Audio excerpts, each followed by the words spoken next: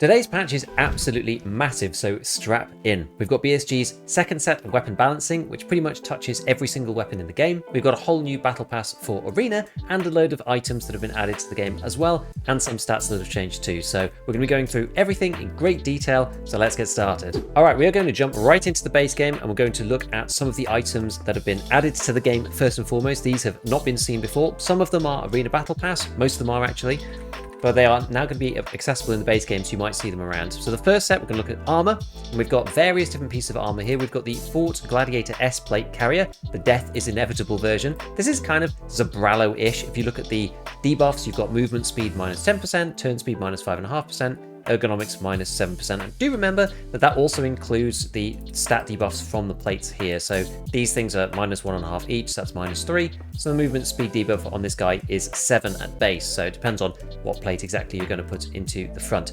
So this is presumably one of the ones that comes from the ref battle pass type thing, so you have to unlock it in arena, and then you can pay GP coins for getting it in the base game from ref. Along that same line, we've got the Fort Gladiator S plate carrier in grey. This looks a little bit like the 6B45s actually. This is another armor class 5. These all come with the same plates. These are all the BR4s, so they're not that great. These ones have all got it. So BR4s in this, BR4s in this, BR4s in this. So you're probably going to want to swap them out for something else. Now, these ones are big armors, right? So you get plates left and right and front and back. This thing as well, and you also get neck too. It's not the weird kind of neck that you get on the Defender. It's back of neck and throat at the same time, which is pretty nice. This one is the lightweight version. So this one doesn't have side plates. And as you can see, the debuffs are quite a bit lower. This is minus 5 move speed. That's why I think this is sort of a bit similar to the 6B45s, although do notice that this one doesn't actually have neck, so I don't really see much point in this one in particular, because it's still probably going to be quite heavy, and it doesn't actually have neck on it. You can see that on this, there is no soft armor around there. But if you like the look of it, then that's up to you. 22 container size. I can't actually open it yet, because I don't have access to it, so I can't see exactly how big it is and what the orientation of the pockets are, whether it's 2x2s or anything. We'll have to wait and see what that is exactly. We then got this one, the Fort Gladiator S plate carrier. This is another lightweight one. This one doesn't have neck on it either. These things are nearly 3 kilograms each. That's 5.8 kilograms of purely plates. You can see this is actually pretty light. It's going to be like 3 kilos or something, which is not too bad if you don't mind not having the neck. And then this is another variant of the Gladiator S in Viking instead. So it's kind of got some cool patterns on it, and some little arrows and symbols and glyphs and that kind of thing. Again, this is going to be coming from the Arena Battle Pass. Next, we're going to look at 2 grips that have come to the game. So we've got these 2 that BSG have added, the Urbis Gun 30AL and the 45AL. We'll come to this a little bit later. You can see there's no recoil component to this whatsoever, and there is only ergonomics. BSG have actually aligned a lot of the stats on some of these things a bit more closely. Before it was very bitty, things with like 1.3 recoil and 1 recoil, but they've aligned them a lot more. So this is effectively now the highest ergonomic type 4 grip that you can get, but it's along the same lines as the SI Cobra, which also has 12 and no vertical recoil on it.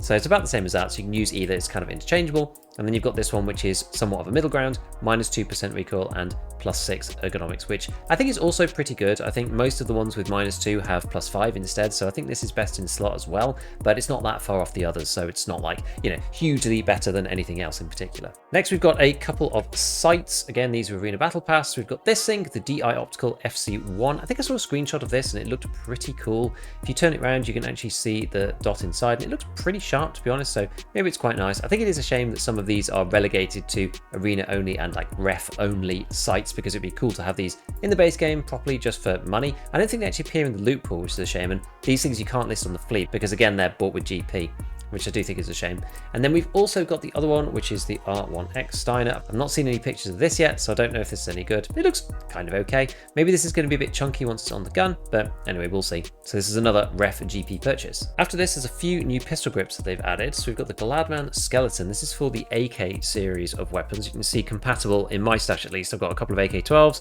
the AK-103 and the RD-704 that it's compatible with. This is good, I think. 5 ergonomics and minus 1.5% recoil. I think this is all right. The pistol grips still do have recoil on them. I think from when I was looking at this before, 1.5% is about as good as you can get on the AK pistol grips, and 5 ergonomics is also decent. So it's in that category of like good pistol grips. For the 5.56 or the M4 AR-15 style platform, we have the Tyrant. These are actually in Grey Zone Warfare, interestingly, and these are now in EFT. So you've got the yellow one, a red one, and a black one, and these have got minus 1.2% recoil and 6 ergo. So again, these are good. I think the best vertical recoil that you can get is 1.5, also on the AR-15 platform. but the ergonomics is a little bit better, so you're probably going to pick these. I think this makes them kind of like best in slot-ish, because 0.3 of a recoil, like, no one really cares, but the ergonomics is pretty decent. So I think these are probably a good choice, but there's a lot of choices. We'll see in a minute. There's a lot of choices like this that are very similar. On stocks, we have these weird ones, the Lead Star Arms Ravage stocks. There's a couple of like hyper ergo stocks that BSG have added to the game. So minus 19% recoil isn't really that good, but plus 19 ergo is actually quite a lot. And there's another set as well, which is the Phase 5 stocks, these things, the Phase 5 Universal Mini Stock. What I found quite interesting is that this in particular fits to this buffer tube, the Phase 5 Hexone buffer tube. You can't seem to get this from anywhere. I'm not sure what this is because you can't buy it. It's not even on ref. Normally, if it's a ref category, then you'll at least see it here and it'll say you need to do a quest to unlock it, but you can't actually get it right now, which is a bit strange. If I just open up an M4, I'll kind of show you how this shows up at least. It doesn't really matter what we use. So if you go into here, you've got this Hexone thing. As I said, you can't buy this anywhere. I don't know where it comes from.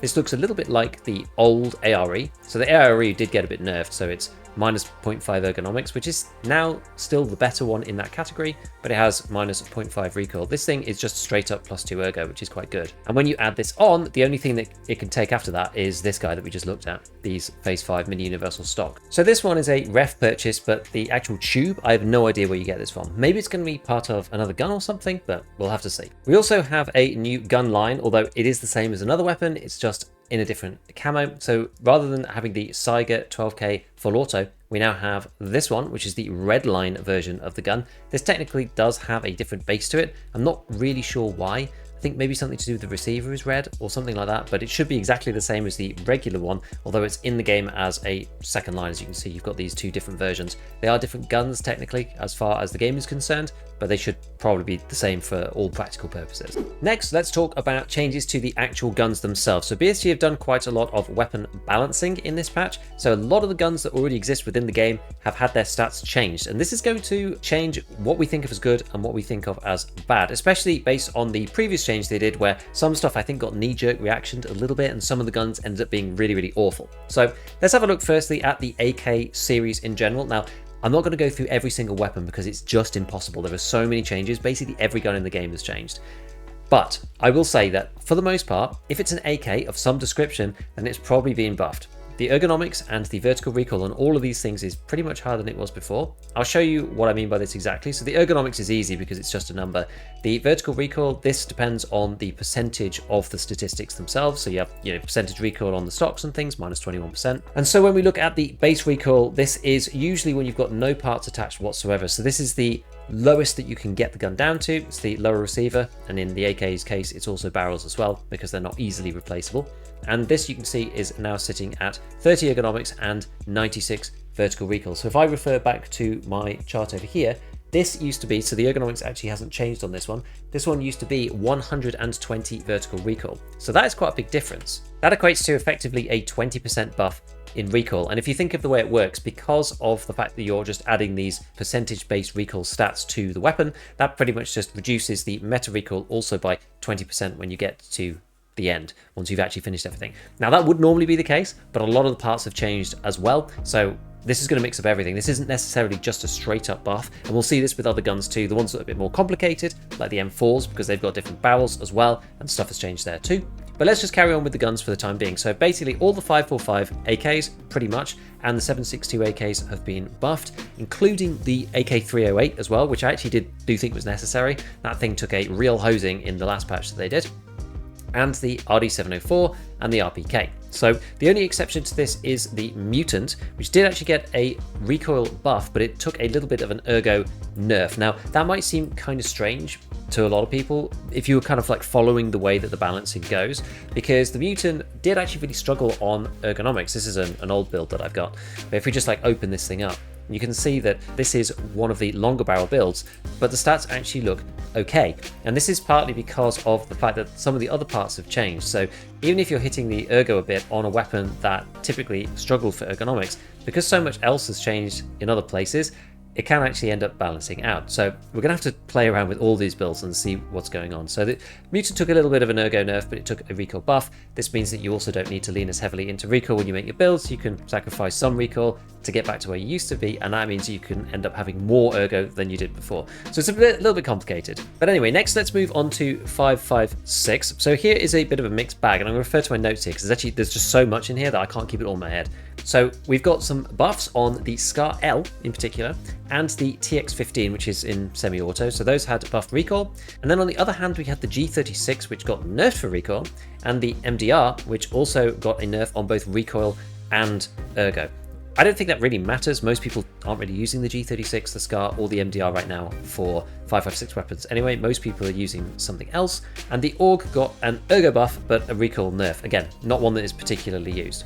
The MCX also took a little bit of an ergo hit as well, but without accounting for all the other parts, I actually, off the top of my head, can't work out whether this is good or bad because I haven't done in-depth builds yet for the MCX. So time will tell on that one, but it's a little bit lower than it used to be. Now, 7.6.2 NATO, as I said before, the AK308 has actually received some buffs. So if I just like pull up a random build, this was my min recoil build previously, you can actually see from the way that I named it, I had it 29 ergo and 102 vertical recoil. This has turned into 37.5 ergonomics and 87 vertical recoil. So it's actually kind of closer to where it was before. You used to be able to get this thing down to about 80-ish, and that was in a decent configuration. So this is not quite as good on recoil as it used to be because you probably don't want the ergo this low. But that being said, it brings it a little bit closer to where it was before. So I think a buff to the AK308 definitely was needed. It went from being really good to kind of being like not really usable on full auto, which sort of defeats the point. I mean, I know it was very powerful, but there is a balance here. And alongside the AK308, we also took a buff for the RSAS as well. So the RSAS got a bit of extra vertical recoil in particular. So this is now at 75 in its kind of stock configuration. Haven't built an RSAS for a long time, so I think this one's still going to be slightly low on ergonomics, but it should be a bit more controllable. We will see. And then the other one that got changed, another semi-auto, is the RFB. Now the RFB has had a massive ergo increase, which I think is pretty fun actually. So you can see in its stock configuration, this thing is nearly at 90 ergo, which is crazy. Probably what it should be, to be honest. It's higher vertical recoil and you offset that with its maneuverability. I think this makes more sense. It's also a budget choice, so there is also that to take into account, of course. But if I go and look at the notes, this thing got moved from 48 ergo to 80. So that's if you take all the parts off. So this is huge. So if you want something that's maneuverable and you don't mind about the recoil, you're going to be using it on semi-auto, then you don't really care so much about the vertical recoil unless you really are trying to spam it. Then the RFB has actually had a pretty significant buff, I would say. This really helps it to offset some of the negative ergo on the suppressors these days because they are quite a lot now. On the flip side, the MDR, the 7.6.2 MDR, has taken a pretty big nerf. I actually think this is kind of unfair because the base recoil on the MDR matters a lot more than the base recoil for something like the AK308. You can make the AK308 better because when you take all the parts down, the base recoil is really, really high. Whereas on the MDR, it's already relatively low because there is no stock which adjusts the recoil. On the AK308, you've got a very high starting amount and then you put a stock on and that reduces it down. But because all the parts relate back down to this base recoil, muzzle brakes have quite a big effect on most guns, but not on bullpups because they have the stock included within the base recoil itself. It's a bit of a weird concept, but this means the MDR and other bullpups like it are kind of pegged to whatever their base recoil is. Nothing that you do to them really affects them that much.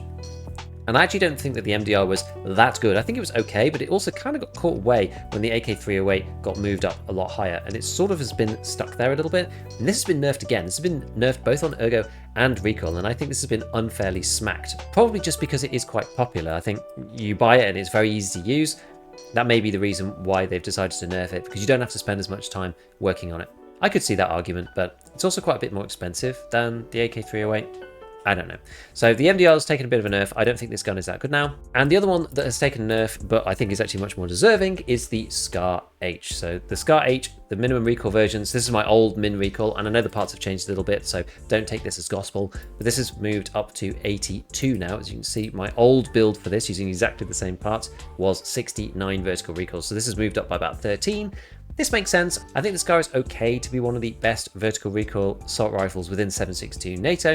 It's pretty cumbersome, it's quite hefty, you have to spend a lot of money on it, so it sort of makes sense.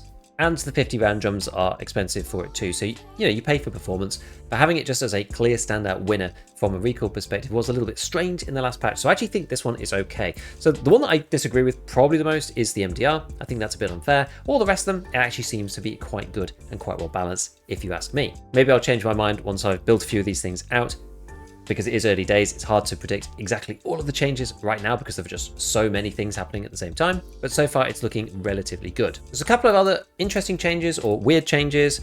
We've got the M60 and all the other machine guns. Actually, it's quite a few of them. We've got the PKM, the PKP, and also the RPD. A lot of these have received ergonomics buffs in the range of about 10 to 20 ergonomics as well. And there is something interesting / important about this, which I guess we should look at. I don't know why I haven't seen this part before. It's very strange.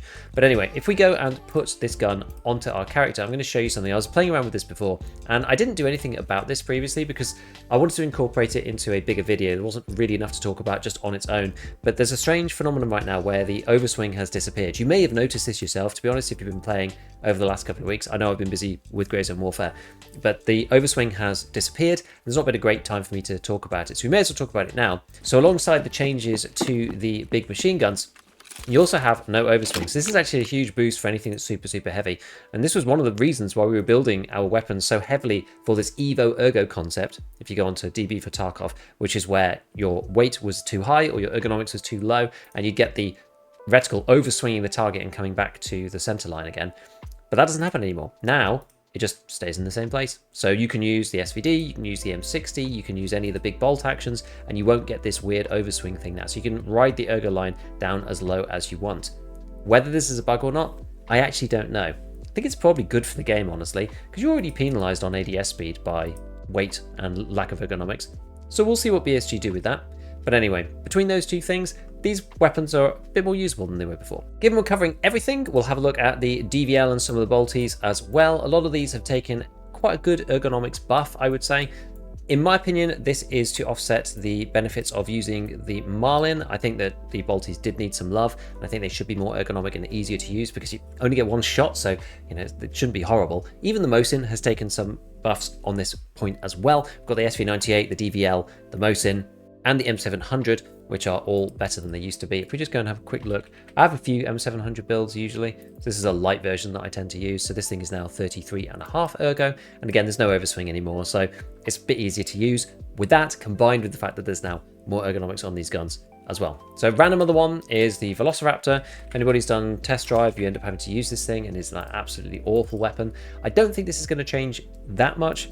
It's at 68 ergo and now at 76 vertical recoil. The vertical recoil was horrible because there wasn't anything you could do with the handguard or with the muzzle brake. It's just all in build. So the only thing you could change was the pistol grip and the stock. And it already came with the best slot recoil stock on the Zhukov. I know that's changed a little bit now, but 76 recoil was as best as you could do. So this one did get quite a big buff to it. So it's a little bit better, but I still think it's probably not one that you really want to use. All right, next up, we're going to look at the changes to the parts that the BSG have put through. So this primarily constitutes barrels, handguards, muzzle brakes, and stocks. Although they have actually changed some of the other things as well, like pistol grips and vertical foregrip. There's so much that's changed in this patch, as I said. So we're going to look at barrels next.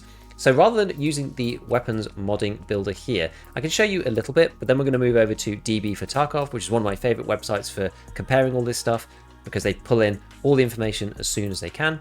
And what you can see here is with the barrels on the M4, we have a lot of choices, right? And let's just pull up the biggest and the smallest just to show the full range of what we might expect. So right now we have the 10.3 inch barrels. This is the old 260mm barrel, and that's the shortest one. This gives you -11 muzzle velocity, and the longest one, the 20-inch barrel, gives you +5. So the difference now between these two is the ergonomics on this guy is -2, and the ergonomics on this thing is -29. So there's a pretty big gulf between these, and the recoil now is 5.2% on here to 10.2% on here. So 5% recoil for about 30 ergonomics. You can see now why they're trying to bring people some benefits to using shorter barrels. You not only have the ability to fight in CQB, but you also have this quite big ergonomic difference between the two. So it might be something that you would think about shortening your barrel down so that it's not quite so weighty or cumbersome, which is it's kind of the balancing that it should be, to be honest with you.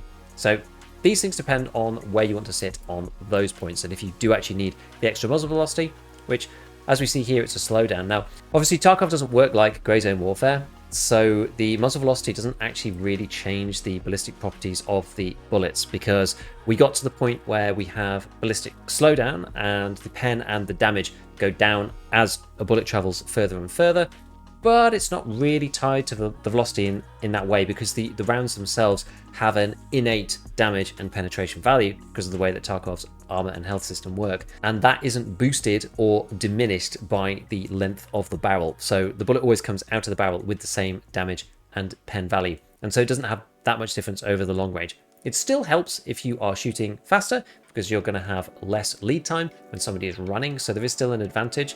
But as we saw a second ago, there's still not actually that much difference between the penalty and the positive that you get from having a short barrel and a long barrel in terms of velocity. So to showcase this properly, I'm going to go into DB for Tarkov, as I said. So now we can see all the stats in a line here. And I've got this sorted by Evo Ergo negatively. So we have the most ergonomic barrels on the top. Evo Ergo, as a reminder, takes into account weight as well. This is dbfortarkov.com/gun. This was more important when Overswing was a concept. As I said, that is gone now. So we have recoil from 5.2 all the way to 10.2, and Evo Ergo from 8.5 to 41, or real ergos from -2 up to -32. So the best in slot ones that we were using before was normally something like the Hansen Carbine Pro, because this one really did have a lot more ergonomics to it than it did previously. Now what you can do in DB for Tarkov, another really cool feature they've got up here, is changes. So if you press this, you can see what it used to be and what it is now. So this thing has actually been given 3% extra recoil, and it has one less ergonomic penalty to it. Whereas down on this side, this one's actually got more ergonomic penalty to it, and it does give you more recoil than it did before. So they've pushed a lot of the recoil reduction into the barrel. I actually don't think this is that bad for balancing. A lot of the recoil has been removed from elsewhere. So vertical foregrips, stock still do it. Pistol grips never really had it, but there's a little bit on there now. And that kind of made the whole like weapon modding feel a bit flat. They've also removed it from handguards. We'll look at that in a second. But they've pushed a lot of it into the barrel. And this makes sense, because previously you would just kind of pick a barrel and then you'd mod the weapon down with recoil on other components. But you can't really do that now. You have to tie which barrel length you want into the recoil of the build that you're going to be making, because as you can see, it makes quite a bit more difference than it did. It used to range from -6 to -2, and now it ranges from -10 to -5. So the barrel is a lot more important. The barrel choice now makes a lot more difference within these builds, and it's going to be interesting seeing what we come up with. Just looking on the balance of ergo and recoil, still think the Hansen Carbine Pro is pretty good, -14 for -8.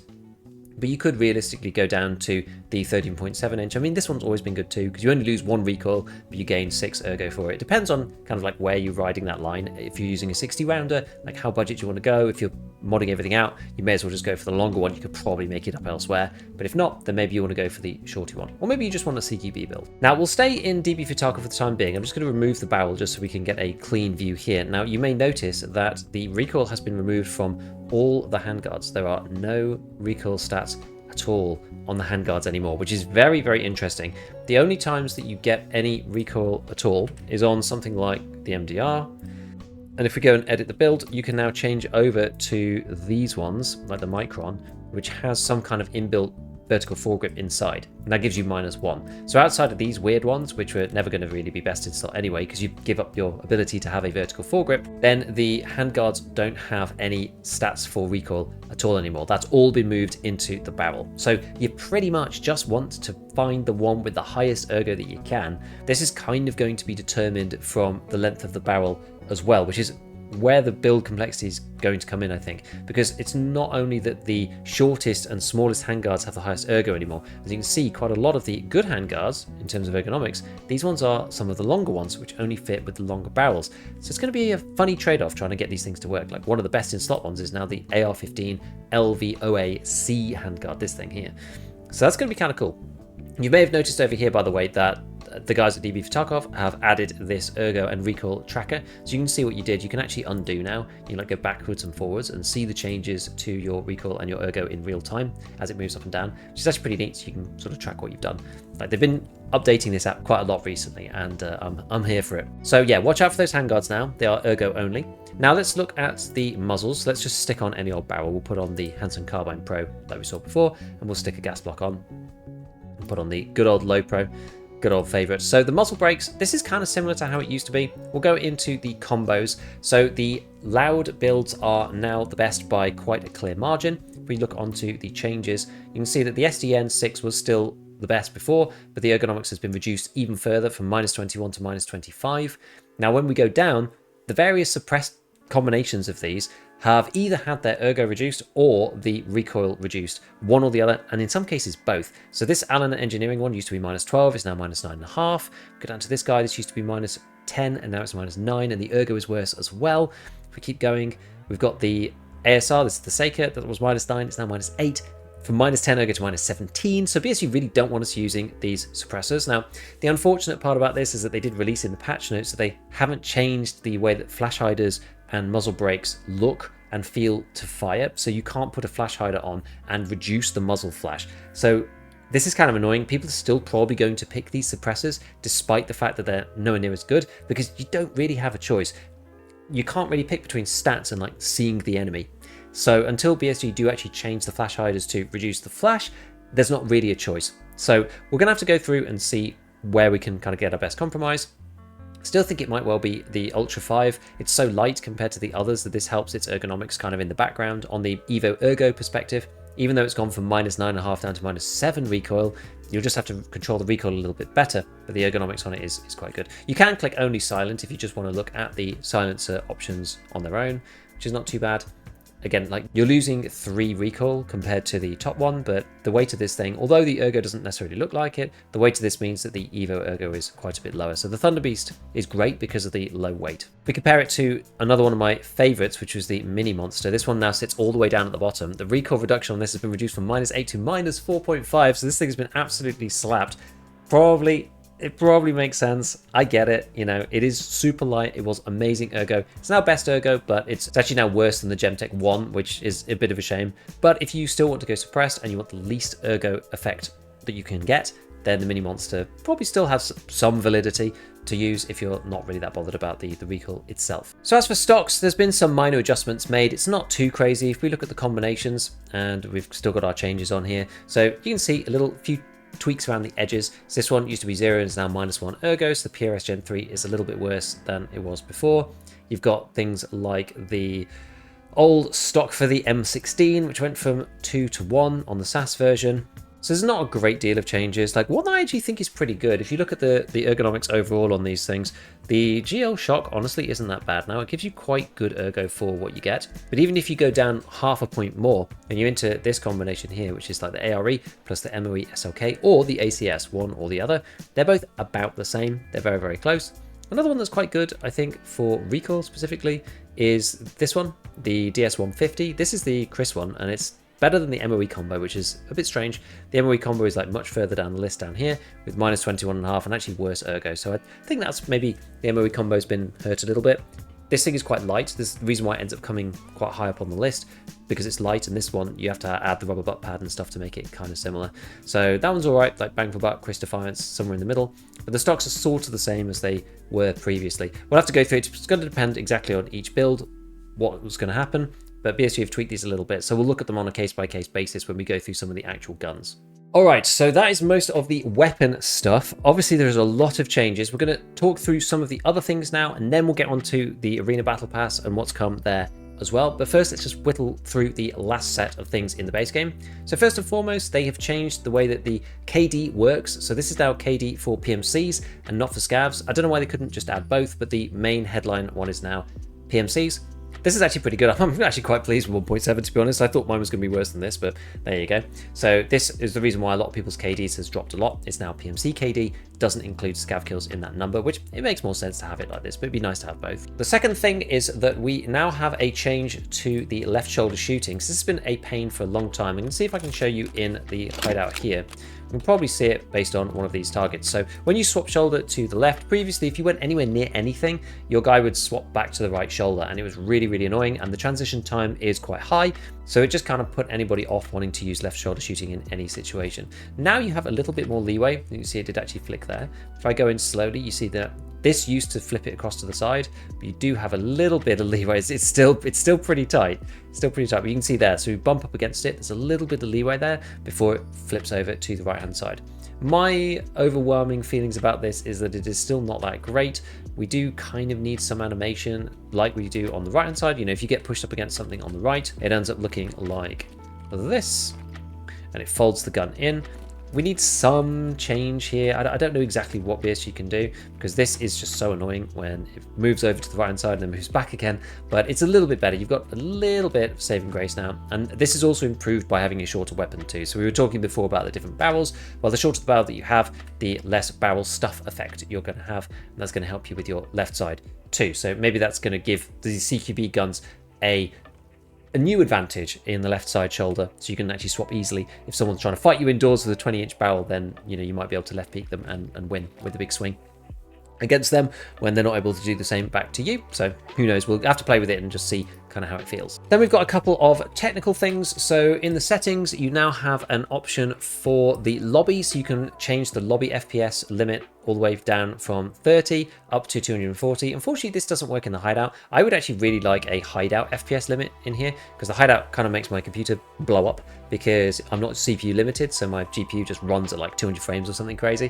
So it'd be quite nice to be able to limit the hideout to like 60 FPS or 80 FPS or something like that. But well, we've got something for the lobby itself. They have said that they've worked on trying to optimize this as well. There's a whole bunch of stuff about leaving raids, so that's going to be quicker now, which is good. And there's a few other technical things as well. So they updated the culling system on Lighthouse, Shoreline, Woods, and Ground Zero. Apparently that's going to come to the other maps at some point. They've also done some more environment, object, and geometry optimization on streets. I did test it. I can't really see any difference. I think it's because I'm always going to the terrible areas on the streets, and so my FPS isn't any better around Beluga, for example, but inside the FPS has been getting better and better, so it kind of depends where you are on the map, like what's going on. One final thing for PvE, if your game crashes halfway through a task, I presume this is a task where you need to stay alive to do it, like Psycho Sniper or something, the game will now revert you back to where you were before while you were completing that task. So if you have 4 out of 5 on Psycho Sniper and then the game crashes, it doesn't put you back to 0 anymore. They've got this save progression system for PvE if it runs on your local machine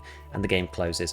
Just a nice quality of life thing for those people playing PvE if your system is not that stable. Okay, so the second half, Tarkov Arena has been updated to patch 0.5. This is Tarkov Arena is still technically in beta. So this one is the Season 2 Battle Pass. This is Casus Belli, Arena Battle Pass Season 2, as you can see here. I've got the new Battle Pass, factory, tactical map, and all sorts of other things. We'll go through that in just 1 second. So what this has done for this patch, there's quite a few things that have happened here. One of them is updating the game the same level as Tarkov 1.0. So we've had a whole bunch of guns here. We've got the NL545 that's been added to the game. There's quite a few of them. The M16, AK308, the Val Mod 4, the Marlin, if you like your sniper rifles, SR25, the M110 version, the AK-50, the TKPD, and the Mark 18 Mjolnir. So some kind of insane weapons coming to the game.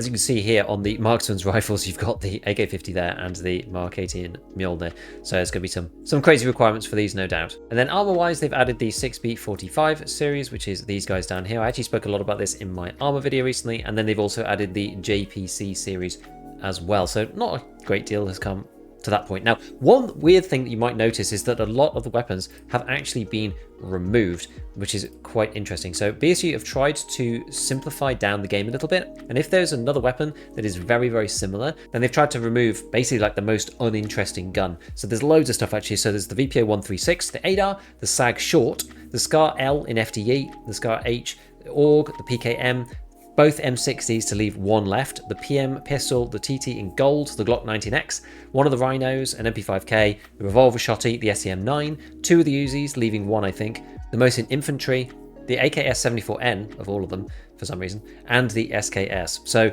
this is a stripped down version, and they've moved some of the attachments over to these individual guns, this sort of slightly limited version of the weapon system. So you can see now it's like M60E6 is the only one you can pick. You don't have both anymore, and so it's a little bit more streamlined. So I think that's what they were going for. We then have the Battle Pass. So this is Season 2, as we saw. This is the same format as it was previously. You have 2 sections to this. You have the main section, which is free. This is the level 1 through to level 100 Battle Pass, which you can just play through. As you go up the levels, you get experience for playing games and for completing dailies and that kind of thing. You go up and you pay for these cosmetics, which range from things like pieces of headgear, bits of armor or rigs that you can buy in the actual base game, cosmetics you can put on your character like tops and whatnot, and also weapons skins, which are still only in Arena. They haven't brought them over to the base game yet, which is unfortunate. So the way that this works is the experience that you get, as I said, is just for playing the game, and you do get some from completing dailies, but you can get extra if you want to just by playing the game. You get some just by playing. Then you've got this thing here, which is the new Season 2 Battle Pass points. You get those from completing daily quests, and you get 2 for every daily, and I think you get 7 for every weekly. I've got a weekly now. I can just show you this, actually.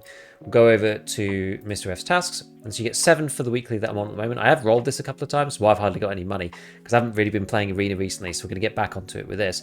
So you get 7 for this, and then you get 2 for each of these.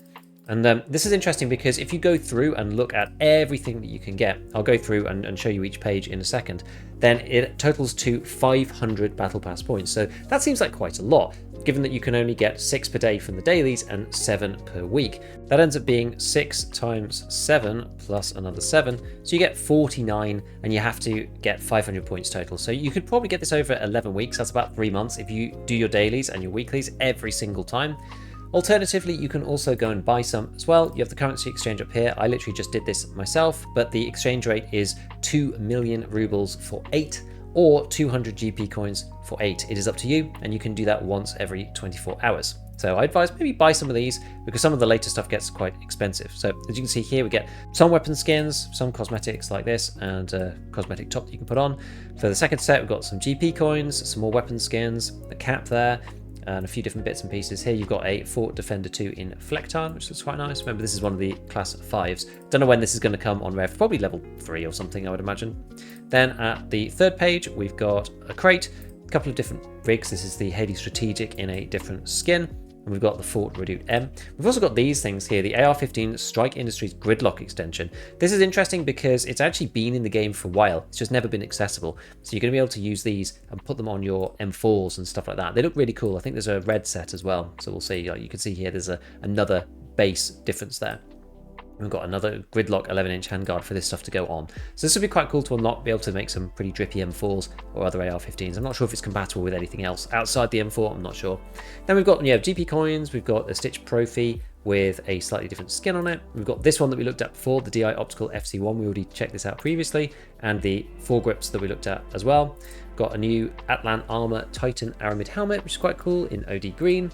And as we move on, we've got some more weapon skins, got some more Gridlock stuff, a few different tops. I quite like this one, and this one looks pretty good too. Look, normally the thing that people are looking for is like the arms and the gloves on these, because those are the ones that you actually get to see on your weapon. You know, when you're reloading and doing the animations and whatnot, like you don't ever get to see your t-shirt, and it's normally underneath a load of armor.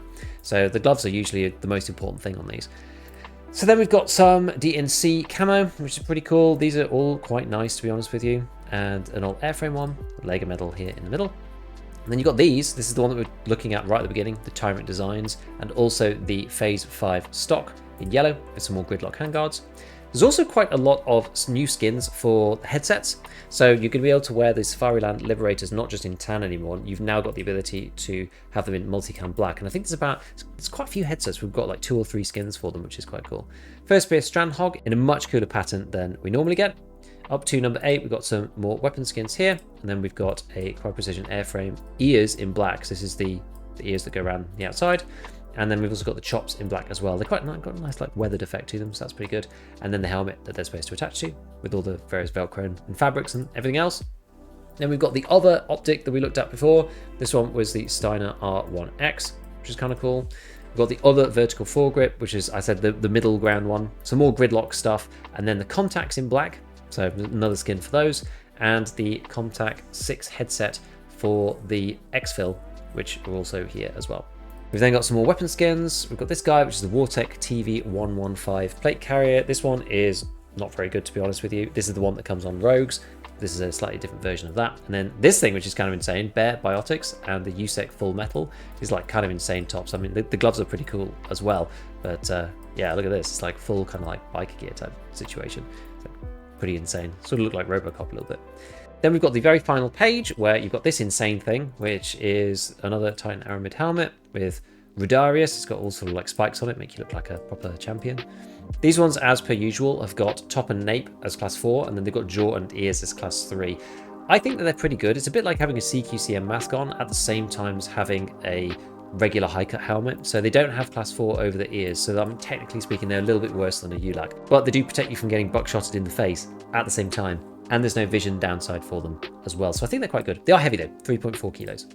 Then we've got this, the Fort Gladiator that we looked at before, Death is Inevitable. We've got the Champion JP Lower and the Champion JP Upper that you can wear if you want. You're gonna have kind of like bloody gloves on, so we'll have to see how that looks in game. And then finally, we've got the Saiga 12 Full Auto Redline, again, that we looked at before. This is available in the handbook over in the base game. So these are all the things that you're gonna be able to get there. Over on the factory tactical map, this is the paid for section, so you have to buy this. I just bought it and I think it's about £17 for me, which equates to roughly about $25, something like that. So it's pretty cheap, fairly reasonably priced. And this one works the same way as the old paid battle pass did. So you go through this tactical map and you go from one soldier to another, unlocking various things. So you can see here, we start with this weapon paint set, the Digital Desert. Then we move to one of these crates, which you can open. And we'll look at that in a mo. Revision's Shadow Strike Tactical Glasses, the Peltor Contact 6 headset, the Rash Guard Arena Gladiator. This was one of my favourite skins from the last one, actually. And then the Exfil Peltor Contact 6 headset Ranger Green. So to do each of these, you'll see that there is a not enough tokens banner there. And so we have to have an Assault Rifles token to move forwards. You can see all the tokens down here at the bottom. They've changed this up a little bit. So you've got melee tokens, so eliminate enemies with melee weapons in Checkpoint or Last Hero mode, or in Blastgang, Teamfight, and Shootout, which is the new game mode that we'll talk about in a minute. Sometimes they're different depending on the modes, because it's easy to get kills obviously in the free-for-all sort of respawn modes than it is in the more structured team-based modes. So then you've got grenade tokens, eliminate enemies with grenades, machine guns, shotguns, assault rifles, and then you've got some class-specific ones: Assault, Enforcer, Marksman, and Scout. So you're going to earn these and these at the same time if you're using the right category. And then you've got the game modes ones, so Blastgang, Teamfight, Checkpoint, Last Hero, and Shootout. So you can earn these from claiming 6th place in Shootout. I think there are only 6 teams, so I think you're going to get one every time. Claim 5th place in Last Hero, so that just means not coming last. Checkpoint, play a match, so you just get one for playing, whether you win or not. It takes a little bit longer. So this is pretty lenient compared to last time. And you could do a token exchange exactly the same as you could previously as well, where you could take 5 of any type and turn it into 1 of any other type. So usually for me, it's going to be melee kills and grenade kills, because these are a right pain in the backside. And if I'm playing Last Hero or Checkpoint, then you don't really get grenades anyway. So I'm going to be moving one of the easier ones over into these. And this felt like a very fair system last time, so that was pretty good. There's going to be all sorts of various things that you get through here. We'll just quickly run through them. So some ballistic goggles, another crate, some stripe patterns for the weapons, and we get a bunch of battle points there. A Gladman Skeleton pistol grips, this is the one we saw before. It's actually on the paid battle pass. And then the Fort Gladiator S in Viking. Then the next checkpoint after that, we have the baseball cap. We have another crate. We've got a weapon paint set in Desert Snake. We've got 10 battle points this time. And then we've got the Hycom Striker in Coyote Brown. And then we've also got the Razor's digital headset in Molon Labe. Then we move up to this guy over here. We start off with the Team Wendy X4 Ballistic Helmet, move up to another one of these crates, then the Topographic Forest Weapon Paint, up to the Battle Pass points. I think the next one is in here actually. So this is the Safari Land in Multicam. We've got the Cry Precision Airframe Helmet with a shark head on it, and then the Airframe Chops in Shark as well. Second to last one, you can probably hear Tagilla shouting in the background. We've got the AR-15 Phase 5 Universal Mini Stock, another crate. Then we've got the Tyrant Designs Chevron Pistol Grip, Battle Points, the Stitch Profi Plate Carrier in Coyote, the Precision Airframe Ears, and the M-Lock Helmet as well, another airframe. And then we've got the final one. If we go down to this guy, we've got the Strike Industries Gridlock Base in black, the AR-15 Industries Gridlock Extension in black, so this is where you're going to get all this cool stuff. The Alone in the Woods USEC, we've got the Bear Lonsdale Trousers, we've got the Alone in the Woods top, and we've got the Bear Lonsdale top. These ones are actually insane. You can kind of see like a Union Jack taped over, which is like pretty sick. And then the USEC version, you've got this guy, Alone in the Woods, which is, yeah, interesting for sure. And these are the two that you kind of like branch out. You end up getting this one and this one, or this one and this one for Bear. So you can earn both, but you'll probably go down whichever your favorite faction is first. So those are things you unlock there. There's one extra set of things you can unlock. You've got the Echo Belli crate in here. We actually ended up just getting 2. You get 2 when you purchase the new thing. So you're going to open it up. It's going to scroll through all of the various things. This is the same as before as well. So you've got rare, super rare, epic, and legendary. The percentage chance on these things increases each time. probably most likely to get all the common stuff first. So we got some Kamish Grey weapon paint, and we'll open another one just to see what we get here. And it really does tick up quite slowly over time. Now, when we did this last time, it was 40 battle pass points for one of the crates, and I presume that maybe was a little bit too much. It did feel like a little bit too much. So now it seems to be 30, so you probably have a better chance of getting all the stuff this time. You really did have to pump the money into Arena to try to get enough crates before, so you were like taking money from the base game, putting it into Arena, then buying the crates, and then rolling them, and then slowly increasing the percent chance, which was kind of insane. So yeah, in here we've got like a bunch of different common ones you can see. Then the rare stuff, we've got this cap, we've got this guy here, the prisoner of the Arena Fort Redoute, we've got the Rash Guard in Blue Raven, Grey Raven, and then we've got these epic ones, which is the Gridlock in red. That was the one I mentioned before, but I actually forgot they were in here. So we've got both Gridlocks here, we've got the pistol grip style, and we've got the Phase 5 Universal Mini Stock. Then Legendary, we've got the Predator set here, the topographic, weapons paints, and that concludes everything within the new Arena Battle Pass. So next up, there is a new task line. You might have seen this before. So this is the very first one, first introduction. So this, you just have to play a match in last hero or checkpoint mode. This is pretty easy and gives you quite a lot of money. But apparently there is a new 46-part task line. So this is the start of a new quest line. People in my Discord have kind of whittled through the first sort of 10 or so at this point. Don't seem to be any time gates as of yet. So presumably the first set is easy and the second set is harder, and then the final set is even harder than that. They said they're kind of split into sort of 3 different sets of difficulties. So we'll see how that goes. And then we've also got a new mode as well. If you go into Arena Battle, you can go into Shootout Tournament. So this is now a round robin style tournament style match where each team plays against the others. This existed before, but there was a lot of downtime because there was only one match happening at any one time. So now, 2 teams with the highest number of victory points meet in the final, where the winner is determined. And you can get a bit more information about this if you go back to the front, and we go into the news and updates, and we'll actually just read it directly from here. So the reworked version of Shootout is here. Fast-paced 2v2 tournament featuring 6 teams. Teams face off in a sequence, with the top 2 advancing to a final match to determine the winner. So rounds run in parallel, spectator stands have been removed, significantly reducing the downtime, added the ability to switch presets after every fight. All team colours have been removed except red for enemies and blue for allies. Easier identification, unique team icons in the form of animals have been added. The mode's user interface has been fully redesigned, and added a new arena location factory, a section of the original EFT location reworked and adapted for the shootout format. So this actually should be pretty fun. The new location factory sounds kind of cool. I quite like the idea that they've put that back into Arena, so we're gonna have to play that and see how it feels. It could be very nostalgic going back to the old factory, because I think this is the one pre the rework, but after the med area, I think. We'll have to play it and see, but that's pretty cool that they've added it back into Arena. I do like that. There's also a new set of weapons that you can paint. So these have also got weapons tasks. So these are the ones where you get a little number if you're the first 1,000 people in the world to complete them. So that's the P90, the Val, the SR3M, and then every version of the Saiga 12. You can paint those as well now in the weapon modder. And then in terms of the actual progression, so they've changed some of the ways that you actually get the attachments on these various guns. And even the guns themselves are a bit more kind of staged in terms of like how you unlock them. Most people will have this stuff unlocked already because Arena unlocks never disappeared. So as you can see, I've got pretty much everything unlocked. But for the NL545, you have to progress the AK-74N up to level 4 so that you can get it. So they're kind of more in line in the way that you might think in sort of the weapon families. And the parts are then very specific to these individual guns. They didn't want people just playing with one weapon and unlocking all the parts for all the stuff just by playing one weapon. When you're building your loadouts, I did actually go and change most of these. I haven't had time yet to change my marksman ones because, for example, this particular gun got removed from the game and these ones are now over. But what you might notice is if you go in and have a look at any of these, that you now don't have any limitations within each category anymore. They've removed that to allow people to just kind of do what they want, and then they're going to see how it goes and see whether people end up making meme builds or whatever, and if there's like anything really broken.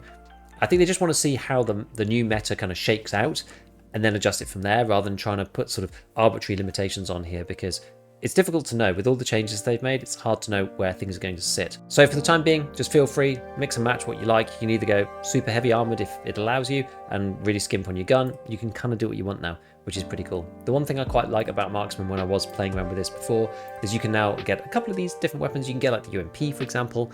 I don't know if this was exactly the same as before, but I don't think it was. I think it was quite difficult to run a non-bolty Marksman version if you didn't want to, or you wanted to try and do something marksman related without going for bolt, it was kind of annoying. I think the best that I had before was things like this, like with the SR25. But I need to make some changes to my armor, unfortunately. I have to complete the Gladiator Life Part 1 before I can wear this thing, supposedly, so we'll try and do that. Last couple of random things. So BSG have disabled unpopular locations. There's quite a few maps that people just didn't really play on the various modes, so they've removed those, presumably to collect the player pools together when they're matchmaking. You can also now set prestige voices and character models in Arena if you do have access to those. The EOD bonus sets are also available as well. And finally, the game itself is now running on Unity 6. So hopefully this will kind of pave the way for actual main EFT to also go onto Unity 6. It's probably easier to move Arena over, which is probably why they did it first. But hopefully we'll get that over on the base game as well. So yeah, I'm going to be doing a bunch of stuff about different builds. We've got a lot to work on. There's actually quite a lot coming up. Nikita just made a post saying that, you know, they're busy with this patch. There's loads of stuff that's come. The Icebreaker is in final testing. We know we've got seasonal coming a little bit later on in the summer. So EFT is actually about to hot up. I'm quite excited to get back into it again. Not been playing that much because of going to the Czech Republic and meeting Madfinger and going to play Grey Warfare and all the drops and everything over on that side. But it's going to be great to dive back into Tarkov and see kind of what this shakeup means. I mean, we're gonna have to rebuild every single weapon from scratch again, which is good for me, I guess, because it means I can make a ton of new videos. But we'll see which weapons end up being good, which ones end up being bad, based on, you know, all the moving parts that we've had in this patch. But so far, I actually don't think it's too bad. I just wish that they changed the muzzle brakes so that they were working for the flash or not flash, depending on what they were. But I think that the philosophy of moving a lot of the recoil into the barrels, I actually think it might work out as my gut instinct. So we'll see, and maybe we just keep an open mind about it. So until next time, a big shout out to all my patrons, and as always, have fun in your raids.